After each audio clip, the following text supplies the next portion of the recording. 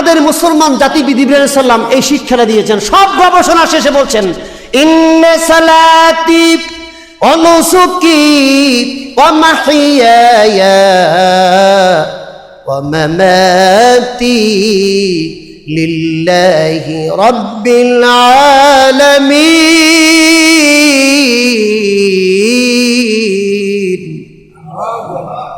বলছে আমার নামাজ, নামাজ কার? এ কথা কেন না কেন? আমার নামাজ আমি পড়ি, আমার ছেলে কি পড়বে? আমি সব পাবো। আমার বউ, আমার স্ত্রী, আমার নেতা, আমার লিডার পাবেন। ইব্রাহিম বলছেন আমার নামাজ। ইন্না সালাতি অনুসুকি, নুসুক মানুষ মানছে হজ, আমার হজ, আমার নামাজ, আমার জীবন, আমার মৃত্যু লিল্লাহি রাব্বিল, কথা কয় না, কথা কয় না, টান দেন না কা, লিল্লাহি রাব্বিল আলামিন। আল্লাহু আকবার বলেন। আমাদের মুসলমান জাতির পিতা শিক্ষা দিয়েছেন নামাজ মানুষকে দেখানোর জন্য পড়ানো যাবে না, তাহলে নামাজ পড়ে যেতে হবে কোথায়? কথা কয় না, জাহান্নামে। আল্লাযীনা হুম ফাওয়াইলুল লিল মুসাল্লিন আল্লাযীনা হুম ইউরাউন ওয়া ইয়ামনাউনাল মাউন। আল্লাহু আকবার। সব সূরাগুলো টপ টপ করে বলছেন ফাওয়াইলুল মুসাল্লিন আল্লাযীনা হুম আন সালাতিহিম সাহুন আল্লাযীনা হুম ইউরাউনা ওয়া ইয়ামনাউনাল মাউন। এখানে সর্বশেষ আয়াতটাতে আল্লাহ বলছেন হাজি, কোদাল, কাশি, সেক্রেটারি সব হাজি, কোদাল, কাশি, দাও, কি কথা কর না কা, আমরা উপকরণ ধার দেই না? আল্লাহ বলছেন যারা ওদের জন্য জাহান্নাম, যারা নিত্য প্রয়োজন উপকার দিয়ে মানুষকে উপকরণ দিয়ে উপকার করে না। দেখছেন এই কথাটা জানতে না? ইয়ামনাউনাল মাউন, যারা মানুষকে কোদাল দেয় না, কাশি দেয় না, দাও দেয় না, সাহায্য করতে, কোরবানি গরু জবা দিতে একটা চাহু দিতে চায় না, কি কথা কর না কেন? নিজে কোরবানি দিতে চাকু নাই, জবা দিয়ে থুয়ে দিছে ঘরে, আরেকজনের গরু জবা দেবে, এটা কিন্তু কি দিতে চায় না। এটা কিন্তু মুসলমানদেরকে বলছে তুমি খালি নামাজ পড়বা, এইটাই শুধু নামাজ পড়বা মানুষকে দেখানোর জন্য, দেখানোর জন্য নামাজ পড়ো, তোমার জাহান্নামের কারণ হয়ে যাবে। নাউযুবিল্লাহি মিন জালিক। এই জন্য বলছে ওই মুসল্লির জন্য হয় দোজখ হবে যিনি মানুষকে দেখানোর জন্য নামাজ পড়ে। নামাজ পড়বো কার জন্য? জোরে বলেন। আমাদের ইব্রাহিম সালাম বলছেন নামাজ, রোজা, হজ, জীবন, মৃত্যু একমাত্র আমরা কার জন্য করি? কথা বলেন। সে আল্লাহর জন্য করি। আল্লাহ বলছেন, ইব্রাহিম সালাম বলছেন, চন্দ্রের দিকে তাকায় বলছেন চন্দ্র তো আমার আজকে মনে হয় একটা খোদা হতে পারে না। এবার দেখলেন ফালাম্মা ফাল قال لئن لم يهدني لأكونن من القوم الضالين। এবার চন্দ্র যখন অস্তমিত হয়ে গেল, এবার বললেন এটা আমার হতে পারে না, সুতরাং আমার বাপ দাদা 14 গোষ্ঠী যে চন্দ্রের পূজা করে, লাকুনান্না মিনাল কওমিদ দাল্লিন, এরা প্রকৃত গুমরাহির ভিতরে আছে নিঃসন্দেহে। আল্লাহু আকবার বলেন জোরে। শিশু অবস্থায় বেরেন ক্লিয়ার। হায় হায়, আমার বাপ দাদা 14 গোষ্ঠী চন্দ্রের পূজা করে, দেবতার পূজা করে, ওদের সামনে সিজদা দেয়, এই চন্দ্র যদি ডুবে গেল, এইটা আফালা কল আফালা লাইল্লাম ইয়াহদিনি, এটা তো মানুষকে হেদায়েত দিতে পারে না, পথ দেখাতে পারে না। এই চন্দ্রের মালিক তিনি আল্লাহ, অবশ্যই এর পিছনে করে একজন রব আছেন, তিনি এই চন্দ্র বানিয়েছেন। সুবহানাল্লাহ বলবেন না জোরে?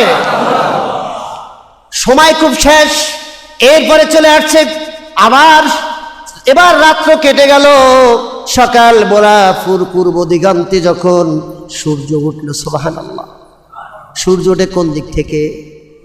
পূর্ব দিকে যখন সূর্য উঠল, মুসলমান জাতির পিতা, আমাদের মুসলিম উম্মার পিতা ইব্রাহিম সাল্লাম পূর্ব আকাশে দেখলেন বিশাল রক্তে রক্তিম একটা সূর্য পূর্ব আকাশে উঠেছে। মনে মনে ভাবলেন ফালাম্মা রাআশ শামসা বাযিগাতান ক্বালা হাযা রাব্বি হাযা আকবার। আল্লাহু আকবার।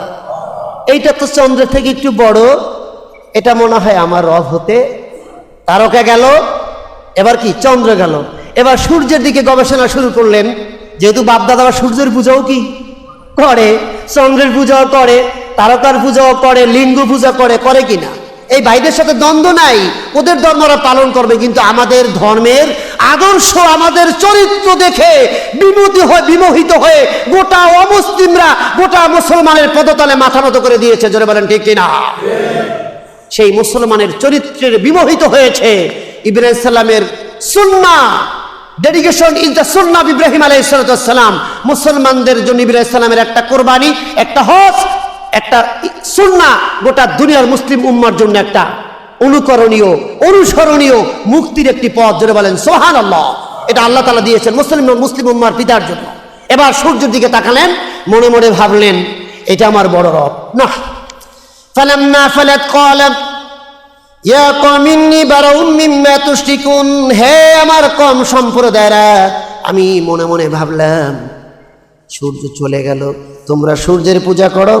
আসলে এটা সর্ববৃহৎ কোনো খোদা নয়, এটা আল্লাহর সৃষ্টির একটা বড় উপকরণ। সুবহানাল্লাহ। আল্লাহর সৃষ্টির একটা, আল্লাহর সৃষ্টি দেওয়া নিয়ামত, এটা হতে পারে না। এবার বললেন হে আমার কওমেরা, ইন্নী বারিউম মিম্মা তুশরিকুন। হে আমার বাপ দাদা 14 গোষ্ঠী, তোমরা যে সূর্যের পূজা করো, মূলত তোমরা এই সূর্যের পূজা করো না, এটা তোমরা মুশরিকি করতেছো। তোমরা মুশরিক। জোরে বলেন নাউজুবিল্লাহ। তোমরা আল্লাহর সাথে শরীক করছো। আল্লাহর সামনে আর একটা শক্তিকে প্রতিস্থাপন করে তো শের কথা কর না, নাউজুবিল, ঈমান থাকবে না।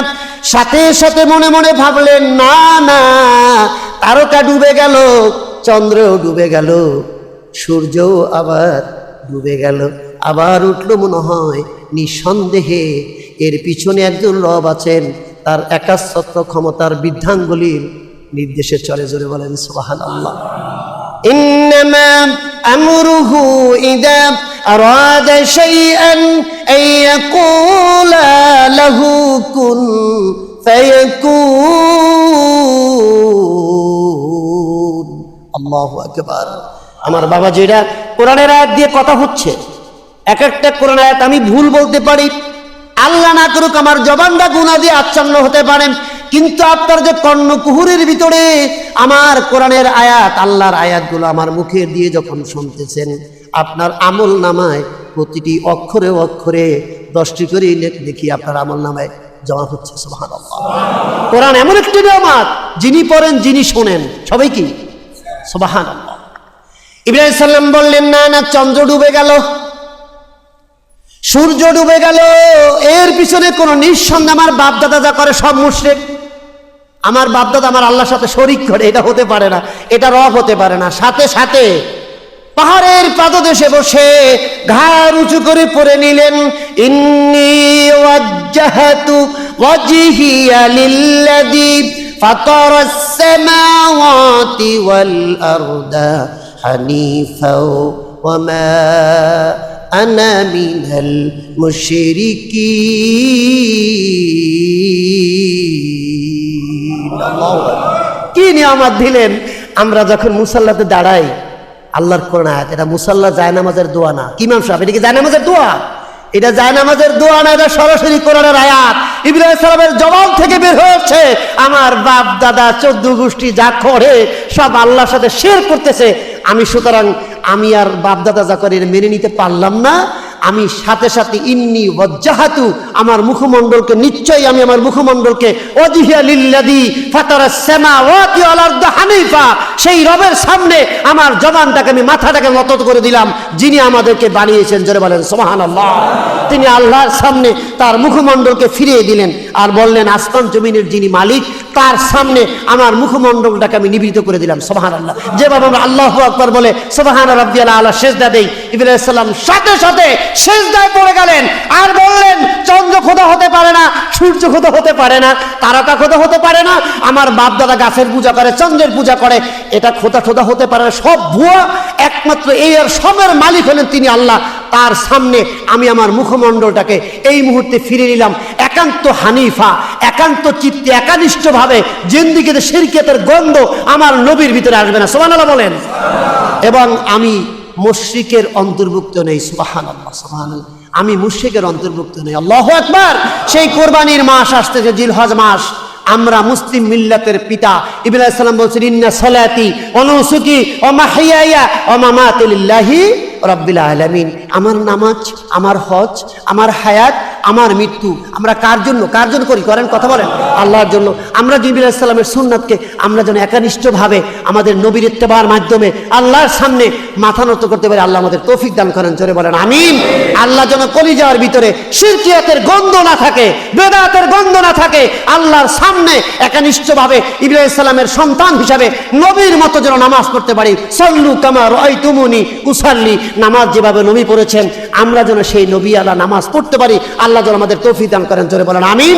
আগামী শুক্রবার এই আয়াতের পর থেকে আবার শুরু হবে ইনশাআল্লাহ, আল্লাহ যদি তৌফিক দেয়। সকলের কাছে দোয়া রইল, আল্লাহ যেন আমাদের সবাইকে আমল করার তৌফিক দান করেন, জোরে বলেন আমিন। ওয়া আখির দাওয়ানা আলহামদুলিল্লাহি রাব্বিল আলামিন। আসসালামু আলাইকুম ওয়া রাহমাতুল্লাহ।